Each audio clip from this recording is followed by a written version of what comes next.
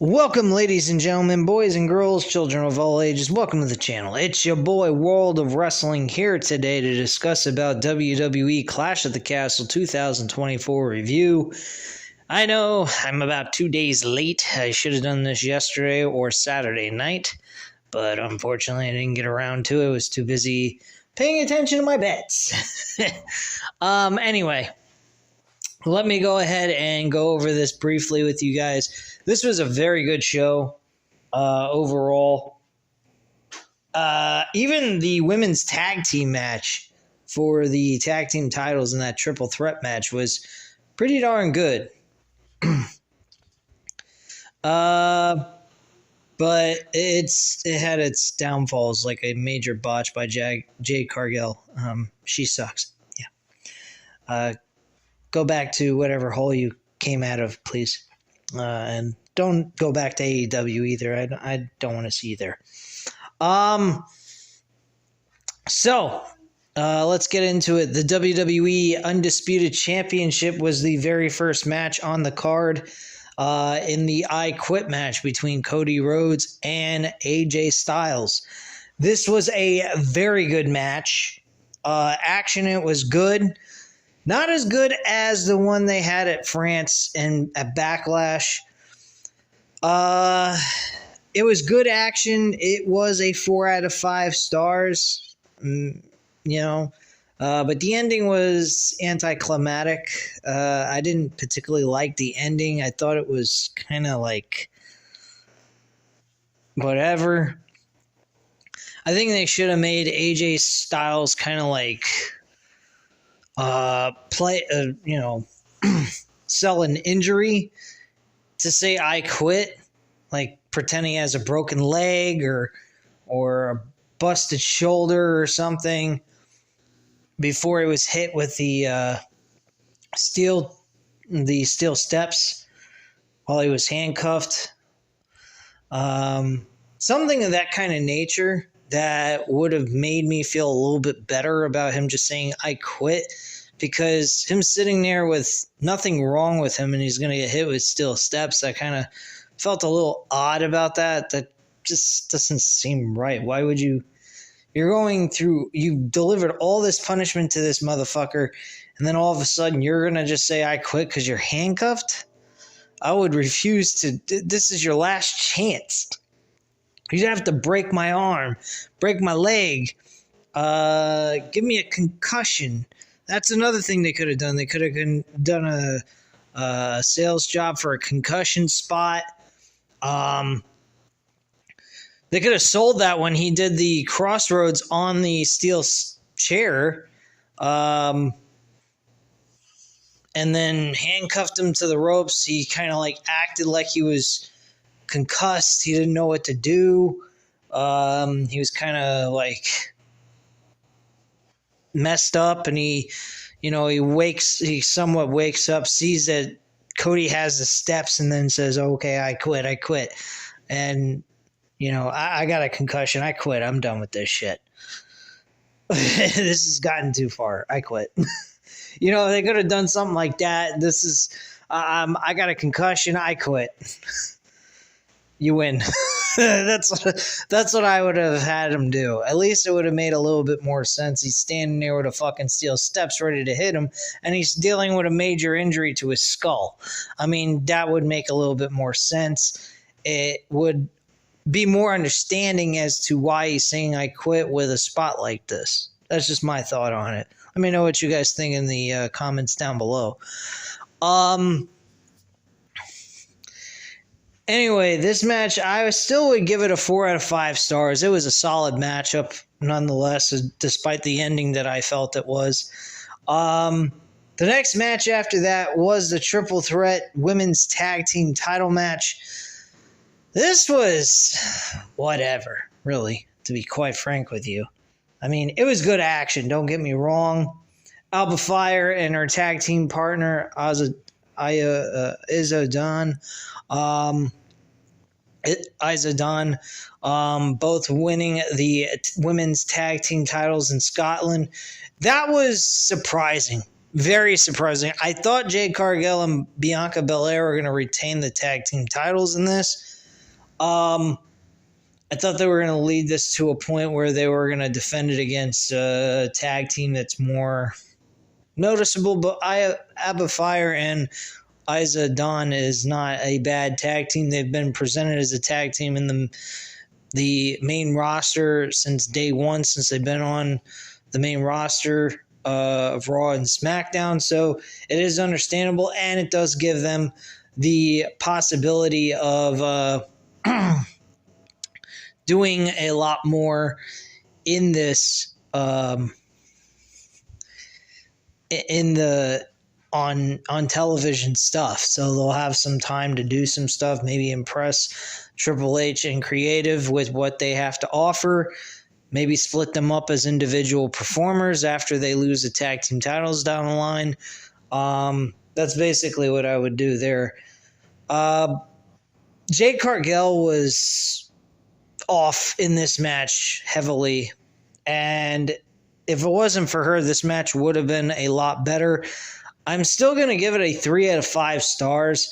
This was still a fairly decent, entertaining matchup that I enjoyed watching and had a lot of fun watching, despite the Jade Cargill issue where she's looking like she's tapping out to Shayna Baszler, and she's claiming she's not. Michael Cole even pointed out that she's tapping out, and the referee is saying that's not her really tapping out.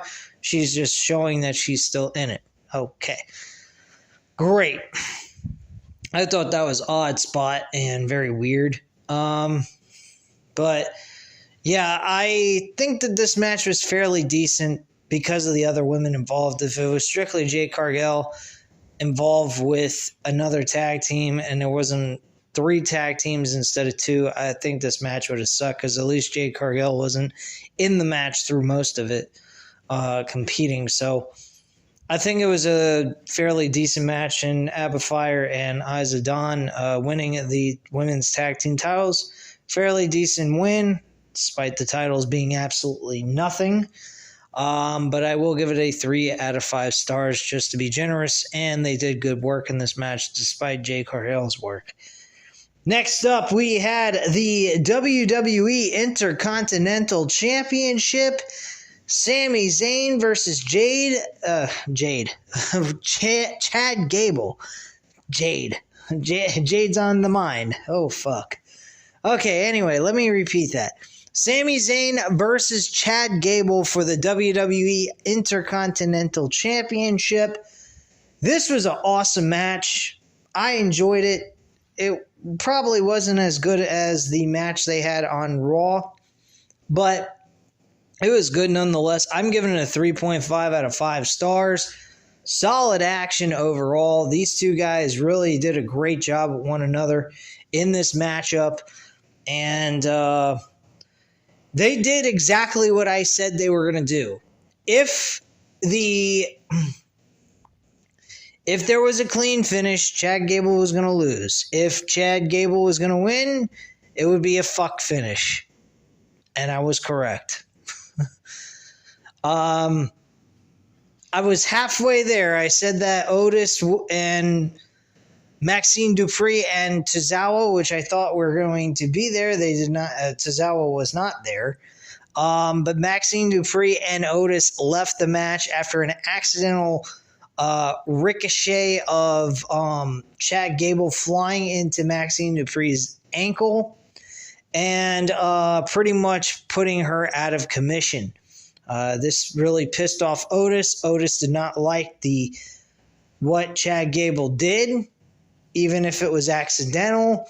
He pretty much had enough, took Maxine Dupree and himself, and left the arena for them to have the match one-on-one. As this was happening, Chad Gable was surprised and shocked that Otis was leaving on his own terms, and Chad Gable got distracted, turned around, and got the foot to the face by Sami Zayn, his finishing maneuver, and got the 1, 2, 3 for the finish, and that was it. Sami Zayn retained his championship. I had a very strong feeling Sami Zayn was retaining the title. Where they go from here, there's a lot of different avenues they can go. I think they're going to go ahead, find a new Alpha Academy for Chad Gable. It's going to be the Creed brothers, which I think should have happened here, and they could have had Chad Gable win anyway. Because honestly, I could have seen that pathway coming into this match. Like, the Otis and Maxine Dupree leave the match. The match continues. The referee gets knocked out. And the Creed brothers come in and make the save for Chad Gable to get the victory over Sami Zayn and gets the 1-2-3, shocking everybody. And the Creed brothers and Chad Gable are now the new Alpha Academy. And the next night after that, Chad Gable can look at all of them and say, look, you know what? These guys helped me win my WWE Intercontinental Championship. You guys weren't even there. You can't even do anything right. So at this point, this is the new Alpha Academy, and you guys are done. You're cut. Get out. And be done with them. Simple as that. And then we could have seen a Chad Gable versus Otis IC Championship match where Chad Gable retained the title. And there you go. That's what I would have done. Or, have Otis build himself up to the opportunity for facing for the IC title and then do that. Something like that. But they didn't go that route. Sami Zayn's still the IC champion, which I'm totally fine with. I like Sami Zayn as the IC champion because right now he's got no pathway of becoming the world champion nor the WWE undisputed champion because he's on Raw. He's not on SmackDown. So he has no way of a world title at this point. So he's well deserving of being a champion. So the IC title is the best bet for him right now. And him holding that title, I think, is a great idea. And eventually, within the fall, I think he should lose the championship to Chad Gable. Maybe either at SummerSlam or Bash at Berlin. Maybe at SummerSlam, Sami Zayn has a match of his own with someone else and defeats them. And then, revisits this match one more time at Bash at Berlin on August 30th and do that. That's another option they could go. So hopefully they figure out what they want to do with this. But so far, I've been enjoying the hell out of Chad Gable. I feel unfortunate for him that he hasn't won the damn title yet. But Sami Zayn is champion. I ain't complaining. I really ain't. So I think that's awesome. Anyway, moving on. This was a 4 out of 5 stars. Decent matchup overall. Very fun match. We then come to the WWE Women's Championship with Bayley and Piper Niven. This was an average match. Nothing special. The ending was decent. It wasn't great. It was like a 3 out of 5 stars. Fairly good match. Nothing too extraordinarily exciting things happened here. Chelsea Green came across like a fucking retard and got herself kicked out of the match, so that was pointless in what she was trying to accomplish. And that was pretty much what occurred during this event for this matchup. And Piper Niven lost by a roll-up crucifix pinfall, which to me seems pretty fucking pathetic, but it is what it is. This match, again, 3 out of 5 stars. Then we come to the main event of the evening. Damian Priest defending the World Heavyweight Championship against Drew McIntyre. There was a botched spot here where Damian Priest was trying to do a leap off the top rope. His foot got caught in between the top and middle rope, and he was stuck. They played a very good storyline out of this, with Damian Priest hopefully just selling an injury during the match, and he didn't really technically injure his ankle. And Damian Priest was like, come on, or not Damian Priest, Drew McIntyre was like, come on, I can't pin him while he's on the ropes. And he's like, I got to get him off the ropes. So he's helping him get out of the ropes. It comes across so silly and ridiculous. But it made sense why he was doing what he was doing. You have to get him off the damn ropes. But he was stuck there for like a good 2 minutes, I think. He was there for quite a while. And I just hope he didn't injure his ankle, because that would really suck. But one thing led to another. I knew this was going to happen. The referee gets knocked out. And then after that, CM Punk runs in as a referee. And the pinpoint of the camera was beautiful. You couldn't see him coming down the aisle into the ring. They had the camera focused inside the ring on the flat surface of the ring, not like the guy was standing up, but flat on the ring where you could see just underneath the bottom rope. And Punk runs in, and you see long sleeves, greased up back hair, his hair greased backwards and everything. You knew it was CM Punk. And he counted 1, 2, and Drew McIntyre was not even noticing CM Punk this whole entire time based on where Drew McIntyre was positioned, because he was staring up at the lights after he hit the Claymore kick. He thought he had the win, and nope. The referee did not count to the count of 3 because it was CM Punk. And I got to admit, CM Punk looks like the heel in this whole situation, despite Drew McIntyre talking all that shit. Because this was a huge moment for him. And it was once again stolen from him. I feel bad for Drew McIntyre. Really, I do. I really do.